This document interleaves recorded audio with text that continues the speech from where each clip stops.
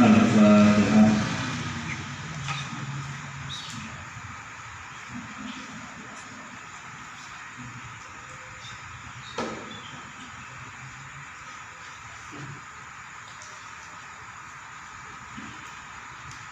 Bismillahirrahmanirrahim. Qala al-mu'allif rahimahullah ta'ala wa nafa'ana bihi wa bi 'ulumi wa bi asrari fid dharain amin.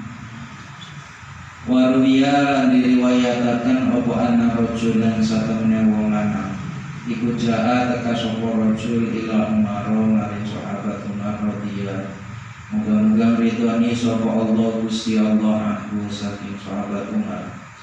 Yasku halewadul sapa rajul ilaihi maring sahabat Umar. Khuluqa zaujatihi ing budi pekartine ing akhlake bojo wadone rajul. Fawaqafa mangka mandeg sapa rajul bibabihi ing dalem lawange sahabat Umar yang tadiru ale ngenteni sapa rajul ing sahabat Umar. Fasami'a maka rungu sapa rajul imra'atahu ing bojone sahabat Umar.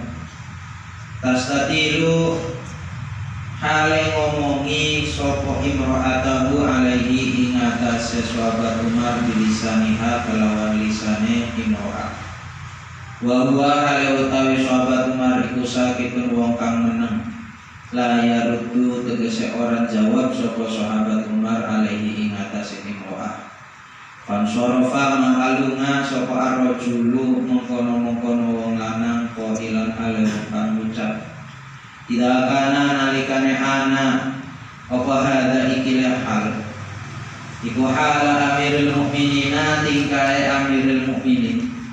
Fa kaifa mangka iku hale kaya apa hali utawi tingkai sun.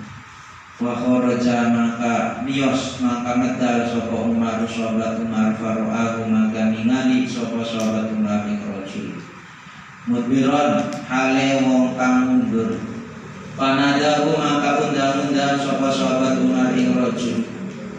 Ma iku apa hajatuka utawi hajate sira. Faqala maka ngucap sapa rajul ya amirul mukminin ya amirul mukminin jitu teka sapa isun.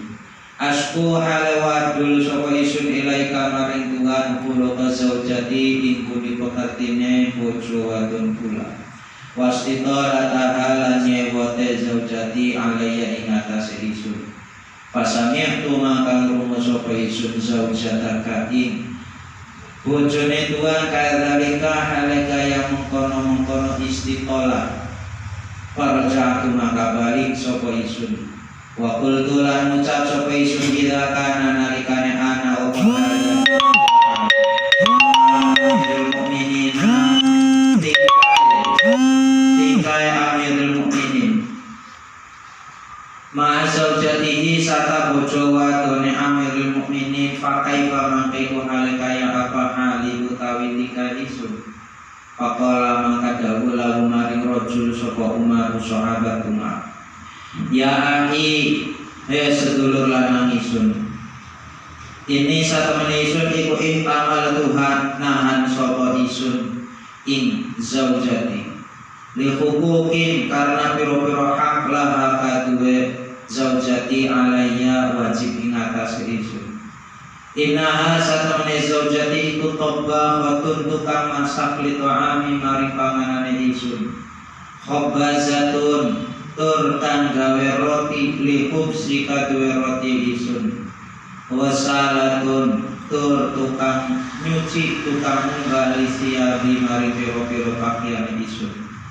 Murdiatun tur nyosoni liwalidi maring anak isun walaisa lan ora ana apa dalika mengkono-mengkono mazkur iku biwajibin kang wajib alaiha ing atase zaujati wa yaskunu lan anteng apa qalbi ati isun biha kelawan zaujati anil harami saking barang haram fa ana maka utawi isun iku ahtamiluha nahan sapa isun ing zaujati lidzalika karena mengkono-mengkono hukum faqala maka ucap sapa ar-rasul ya amirul mukminin wa kadzalika lan iku kaya mengkono-mengkono mazkur zaujati utai bojo wadon kula qala dawu sapa Umar sahabat Umar fahtamilha mangka sabar sira ing zaujati ya akhi he sedulur lanang isun fa inna maniya maka ing pestine utawi ihtimal iku muddatun masa yasiratun kang sedela apa mudah. Diriwayatkan dari Nabi bahwa Nabi pernah bersabda man sabara ala su'i khuluqi imraatihi a'tahu Allahu minal ajri mislama a'ta Ayyub alaihissalam ala balaihi. Barang siapa lelaki yang bersabar atas perangai buruk istrinya, atas kelakuan istrinya, maka dia akan diberi pahala sama seperti pahala yang Allah berikan kepada Nabi Ayub ketika Nabi Ayub terkena musibah. Musibah yang diberikan oleh Allah itu sangat berat, karena semua tingkatan itu beda juga tingkat cobaannya.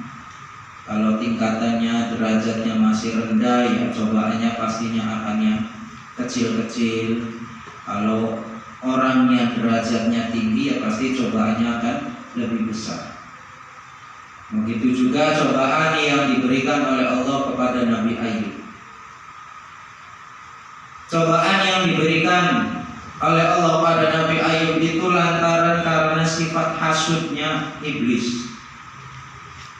Jadi berawal dari sifat hasud, sifat dengki, sifat iri. Jadi saat itu setan masih bisa bolak-balik ke langit, karena hobinya setan adalah mencuri percakapan langit.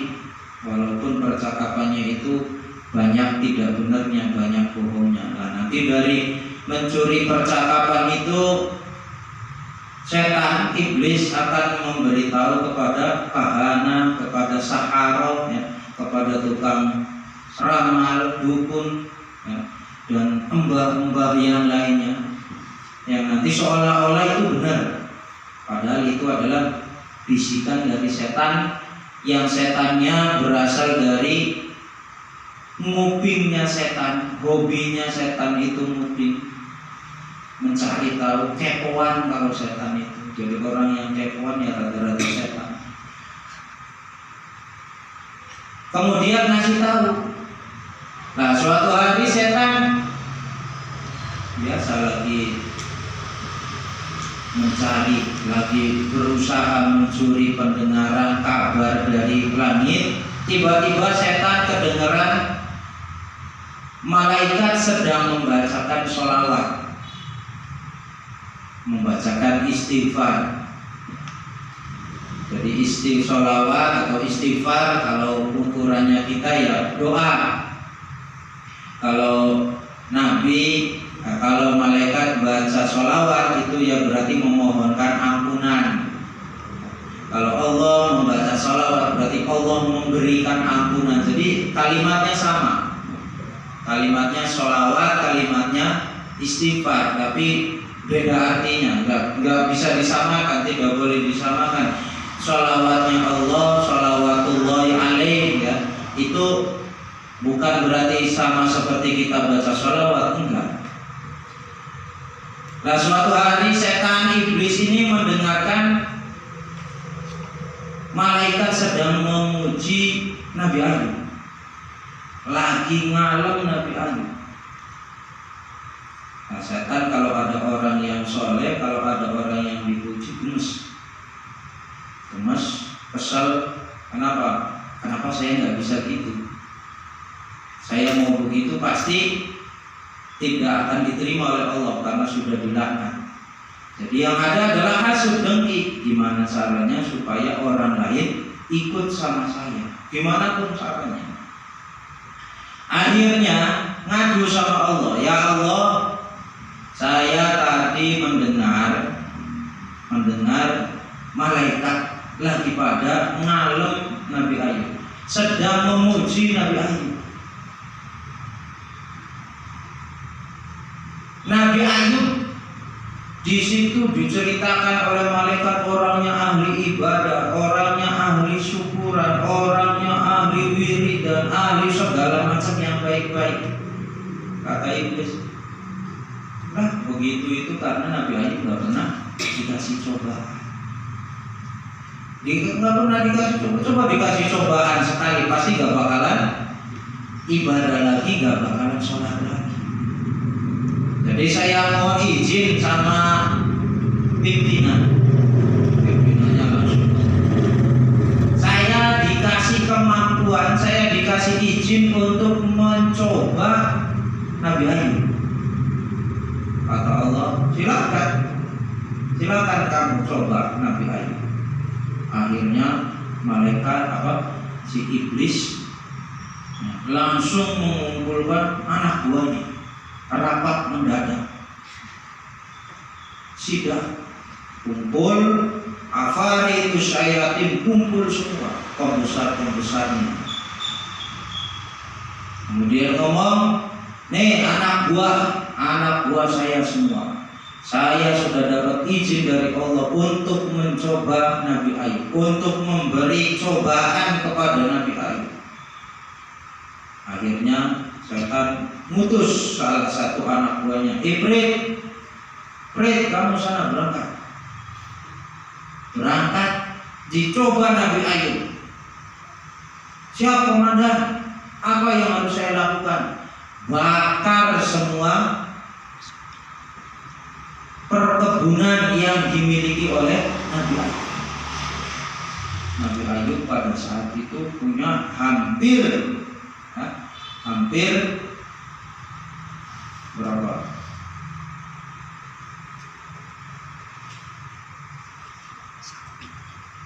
Yang pertama ternaknya dulu. Ternaknya Nabi Ayub pada saat itu kalau punya ternak, kalau kita zaman sekarang yang kendaraan itu macam-macam. Nabi Ayub itu sapi punya, onta punya, keledai punya, sampai gajah juga punya. Nabi Ayub punya gajah. Ya kalau kita ya odong-odong punya, Kerry punya, Grandmat punya, Innova punya, sampai limosin, Ferrari, Nabi Ayub punya semua. Dan pada saat itu Nabi Ayub juga punya konsumi atifadanin 500 bau. Apa 500 bau?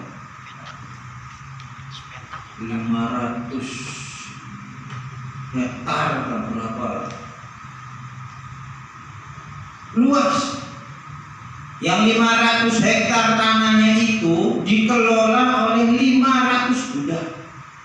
Jadi 1 hektar dikelola sama 1 budak. Dan 1 budaknya itu likulli abdin imra'atun wa waladun wa malun, punya anak, punya istri. Jadi kebayang 500 budak, 1 budak punya anak, punya istri, berarti 500 kali 3, punya anak buah 1.500. Karyawannya yang ngurusi bagian kebun, ngurusi kebun 1.500. Perusahaan sekarang berapa sih kalau PT?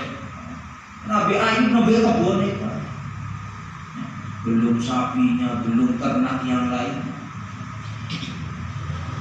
Dicoba oleh iblis caranya Pak, dibakar semuanya. Ya sapinya, ya ontanya, ya keledai, ya gajahnya, sampai kebun korma, kebun anggur semuanya hangus habis semua, sampai ke budak-budaknya, keluarganya mati semua, dibakar sama setan.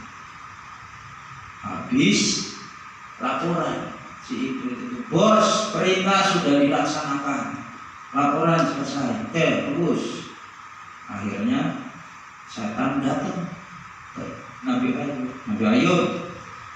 Itu tadi ada anak buah sampeyan lagi ngurusi kebun sambil rokok, buah puntumnya sembarangan, airnya jatuhnya di dedaunan yang kering, kebakar semua, ya kebunnya ya ternaknya habis semua.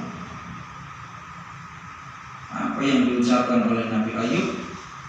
Alhamdulillah. Kebunnya kebakar, ngucapnya alhamdulillah. Coba kalau kita kebunnya kebakar, wah wis, nggak boleh ada orang lewat marahin semua, jerit-jerit. Itu Nabi Ayub mengucapnya alhamdulillah. Ya bisa, mau gimana lagi, Allah yang ngasih, Allah yang ngambil. Habis itu apa? Ya biasa lagi Nabi Ayubnya, ibadah lagi, sholat lagi, tahajud lagi. Iblisnya, setan kurang rapat lagi. Sekarang coba yang dimatikan itu anaknya banyak. Nabi Ayub mutus lagi, iblis lagi, sana bakar lagi, bunuh semua anaknya. Dibunuh. Caranya dibikin gempa sama si itu.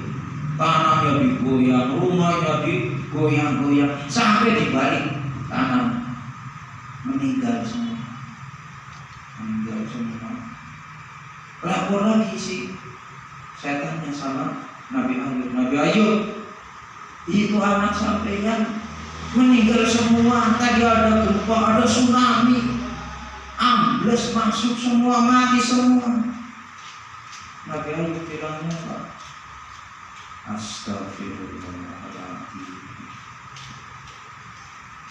Ya Allah, mudah-mudahan mereka diampuni. Cuma itu yang diucapkan oleh Nabi Ayub. Kalau kita anaknya semua mati, dia ikut mati juga. Nabi Ayub.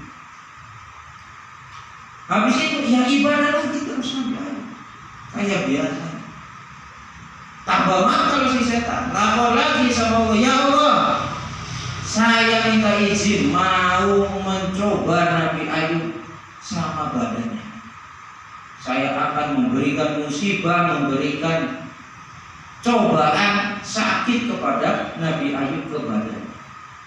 Kata Allah, sok silakan kamu coba Ayub, berikan penyakit, asal jangan kamu otak-atik, jangan kamu sentuh hatinya, jangan sentuh lidahnya, jangan sentuh akalnya. Akalnya tidak boleh kamu sentuh sama sekali.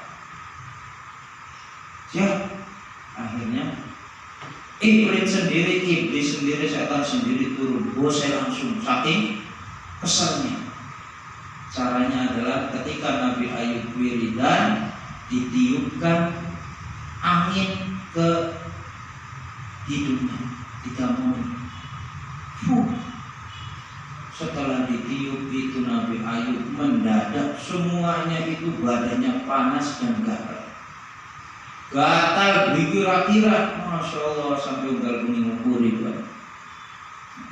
dikubur itu belintang-belintang sampai berdarah, sampai nanah, sampai keluar nanah. Kalau bahasanya di sini, wallahu a'lam betul apa enggaknya, dikubur, digarukin itu sampai bukunya coplok, bukunya itu lepas, saking sangkernya buku. Gak ada bukunya, ganti lagi pakai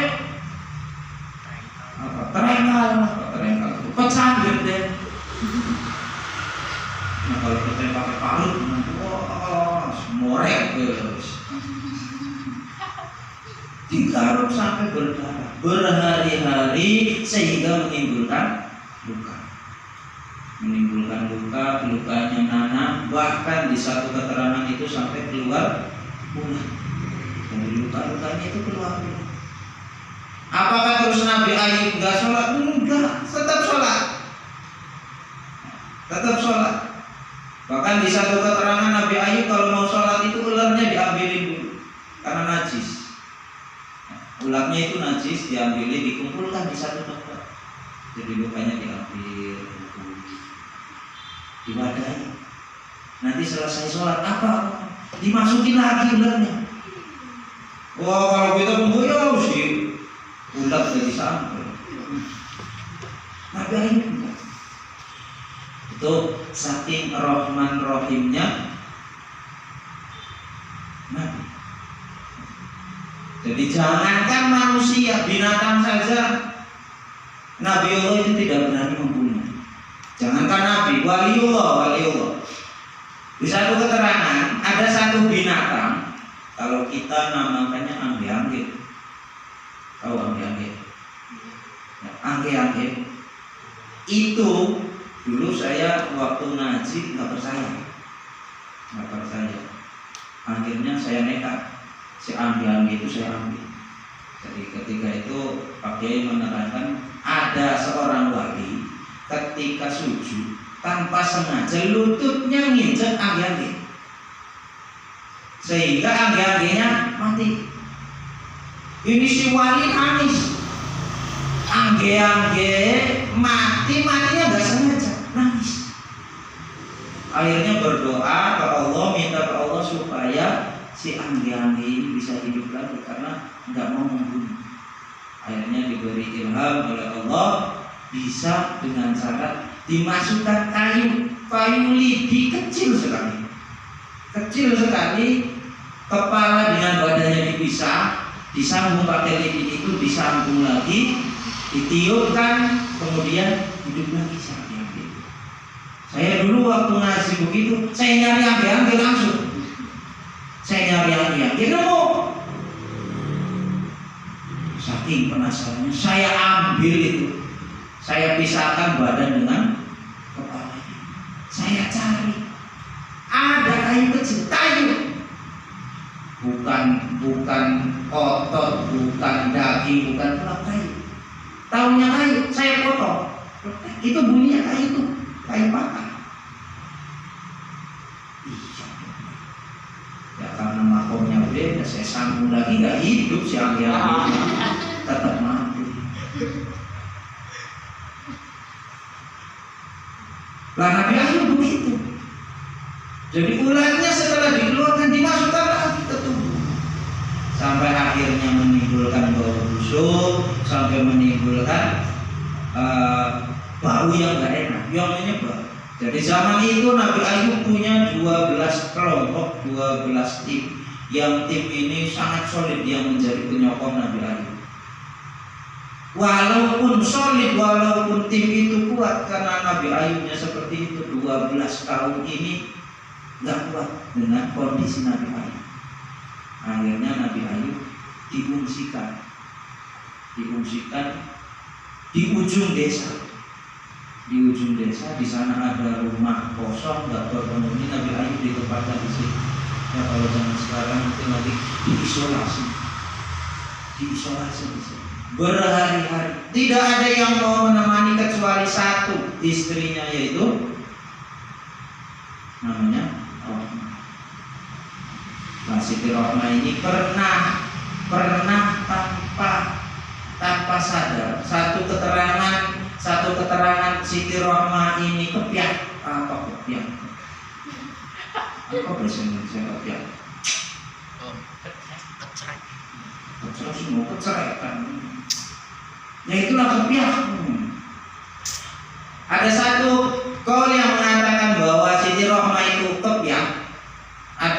satu lagi, Siti Rohmah ini tanpa seizin Nabi Ayub. Nah, Siti Rohmah itu cantik jelita. Ya. Ketika Nabi Ayub melihat istrinya, maka Nabi Ayub itu hilang segala-galanya. Sakitnya apa? Karena melihat makhluknya Allah yang paling indah. Termasuk rambutnya itu panjang. Jadi satu hari raja di negaranya Nabi Ayub itu roboh, kena penyakit apa kalau sekarang itu kanker, rambutnya roboh semua.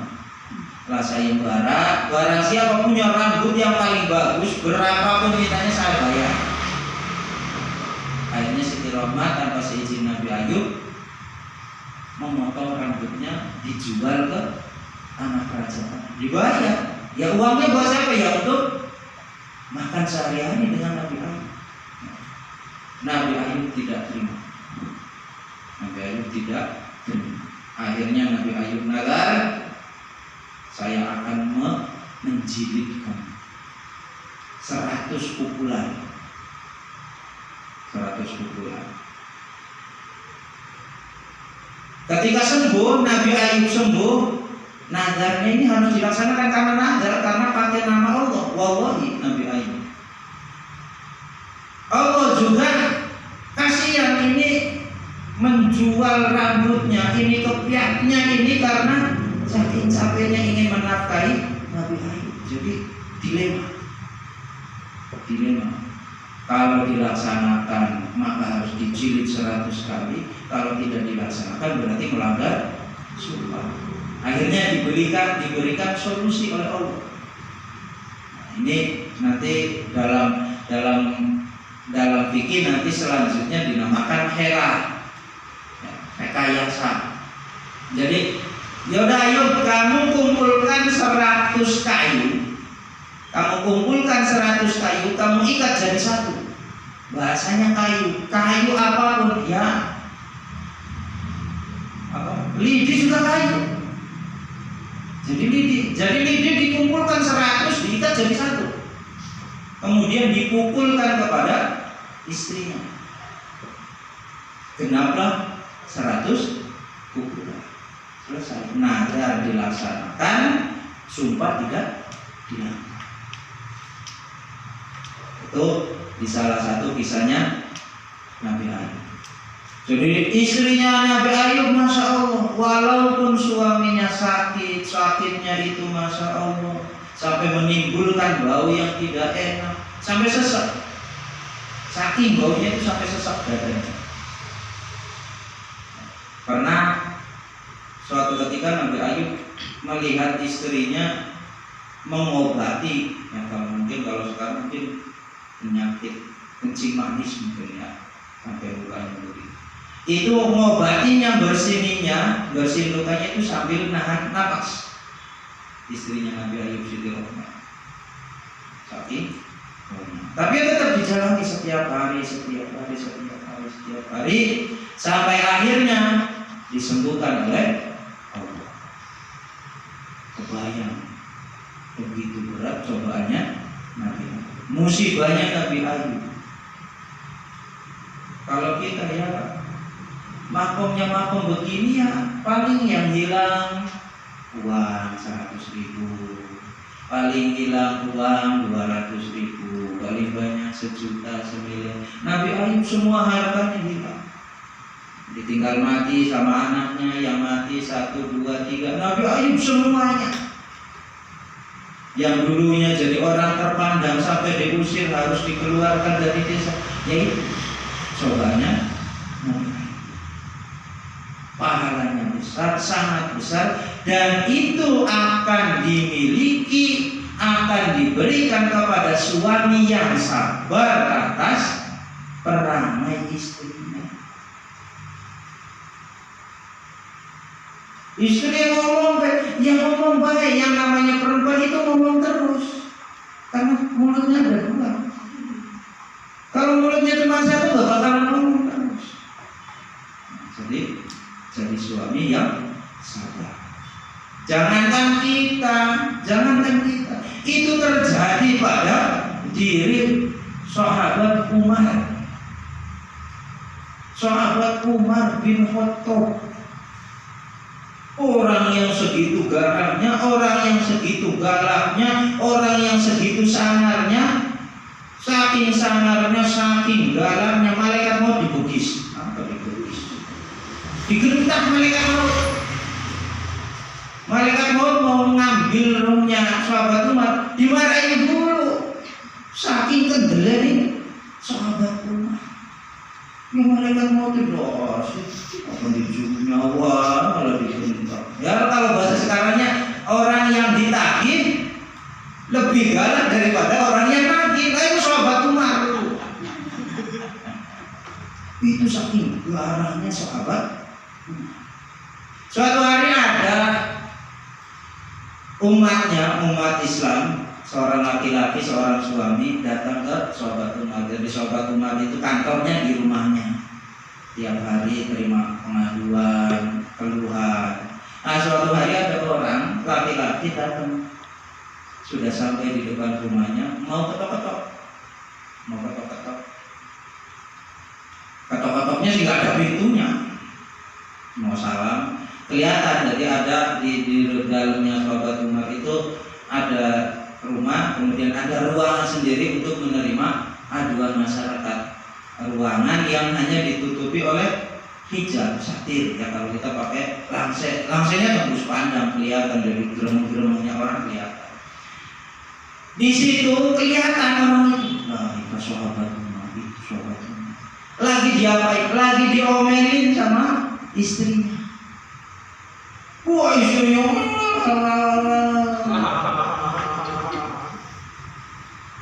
lu kenapa buka bingkul man sobat Umar. Ampukan gede. Apa-apa gede. Napas besar. Ampukan gede. Sobat Umar. Habis dimarahin sama istri. Diam aja sobat Umarnya dingkul. Enggak jawab, enggak perlu, apalagi marah. Diam. Akhirnya dia balik lagi ke laki-laki tadi. Dalam hati ngomong, sahabat Umar yang jadi khalifah saja kayak gitu, gimana saya? Nah, pulang akhirnya dia. Nah, sahabat Umar tahu ada orang itu. Selesai keluar, Mama sini, dipanggil. Nah, balik lagi. Tadi kayaknya mau masuk ke rumah saya, mau salam ke rumah saya. Iya, sahabat Umar. Ayo sini, sok nggak apa-apa. Sok apa? Ada masalah nggak? Ada masalah apa? Garuk-garuk, ukur-ukur beli gatel baunya. Ya, dia sadar kalaupun dia curhat, ya nggak bakal ada jawaban. Karena yang dicurhatinya juga begitu. Akhirnya dia ngomong, Ustaz bagaimana nyampe sini mau gimana lagi? Ini sahabat Umar, saya itu tiap hari diomelin sama istri saya, tiap hari saya dimarahin sama istri saya. Panas kuping saya itu, kuping saya panas. Ini saya harus gimana? Saya mau ngadu ke sampean, saya lihat kok sampeannya lagi dimarahin sama istrinya sampean. Aduh, gimana terus ini? Kita jadi suami-suami yang dimarahin terus sama istrinya. Coba Umar senyum, kemudian jawab, ya akhi, hanya si sabar, yang sabar, harus tahu. Istri saya, kenapa saya tidak menjawab omelan istri saya? Kenapa saya tidak membantah, tidak melawan omongan istri saya? Karena istri saya itu mengerjakan pekerjaan yang harusnya saya kerjakan. Dia itu masak, tiap hari masak, padahal masak itu tugasnya saya. Dia mencuci baju tiap hari, padahal yang tugasnya mencuci baju itu adalah saya.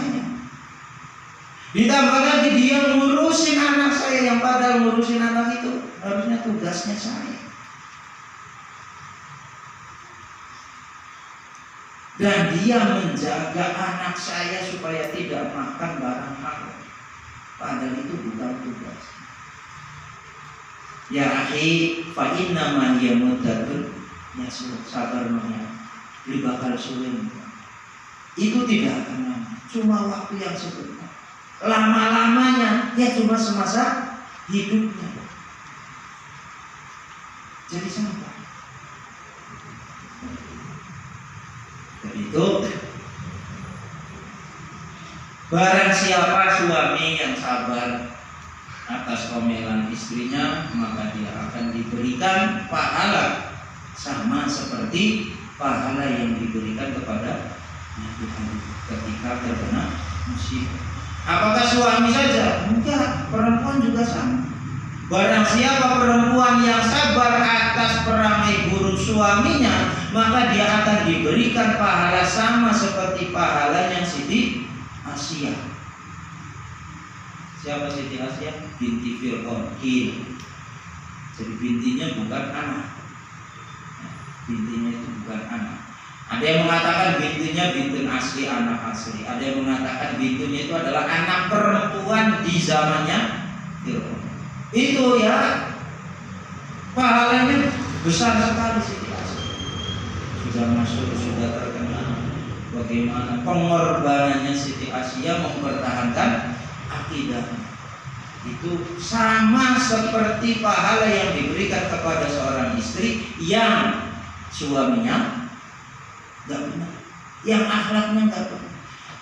Nah, kebayang kalau suaminya sabar kayak sabarnya Nabi Ayub, sabarnya kayak sahabat Umar, kemudian istrinya sabar kayak Siti Asia, masuk adem banget itu, gak ada yang ngobrol.